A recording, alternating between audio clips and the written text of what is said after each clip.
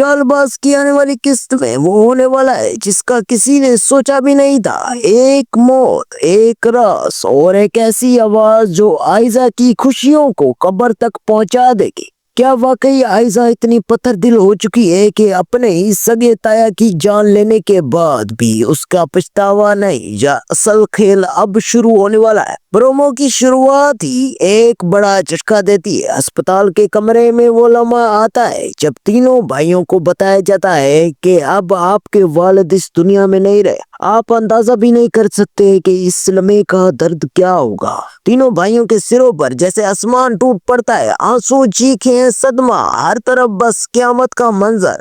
مگر اسی ہسپتال کے ایک کونے میں کھڑی آئزہ اندر ہی اندر مسکرا رہی ہوتی ہے۔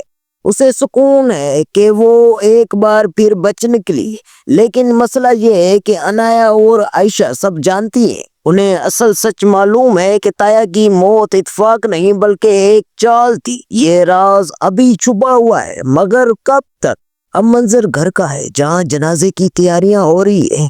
تینوں بھائی ایک دوسرے کے گلے لگ کر رو رہے ہوتے ہیں۔ پرانے اختلافات، پرانی دشمنیاں، سب کچھ اس دکھ کے سامنے ختم، مگر آئزہ اسے تو اب بھی اپنے چالوں کی پڑی ہے۔ کچن میں داخل ہوتے ہی ایشل سے وہ جملہ کہتی ہے جو آئزہ کے وجود کو ہلا کر رکھ دیتا ہے۔ تمہیں لگتا ہے تم مجھے ہرا چکی ہو، یاد رکھو میں تمہیں ایک بار نہیں 1000 بار اس گھر سے نکال سکتی ہوں۔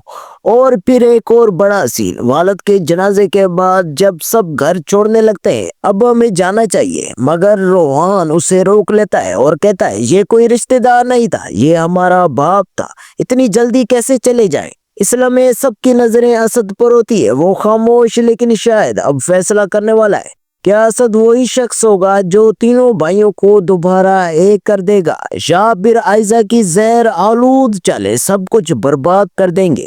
اب کہانی کا سب سے خطرناک موڑ، آئزہ سنگ دل ہو کر بھی پر سکون ہے، لیکن اچانک اس کے فون کی اسکرین جلتی ہے۔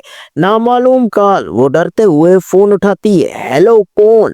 سامنے سے آواز آتی ہے، دشمنوں کو اتنی جلدی بھلایا نہیں کرتے آئزہ۔ اب سوال یہ آواز کس کی ہے؟ شایان یا کسی پرانے دشمن کی؟ کیا آئزہ کا وقت ختم ہونے والا ہے؟ کیا اس کی ہر چال کا حساب ہونے والا ہے؟ اگر آپ چاہتے ہیں کہ میں اگلی قسط سے پہلے مزید خطرناک راز آپ کو بتاؤں، ویڈیو کو ابھی لائک کریں اور ہمارے چینل ڈرامہ RXP کو سبسکرائب کریں اور بیل آئیکن ضرور دبائیں، اور ہاں کمنٹ میں ضرور لکھیں کیا آئزہ کو اس کے گناہوں کی سزا ملنی چاہیے، یس اور نو۔ ملتے ہیں اگلی ویڈیو میں ایک اور چکا دینے والے تجزیے کے ساتھ، تب تک کے لیے اللہ حافظ۔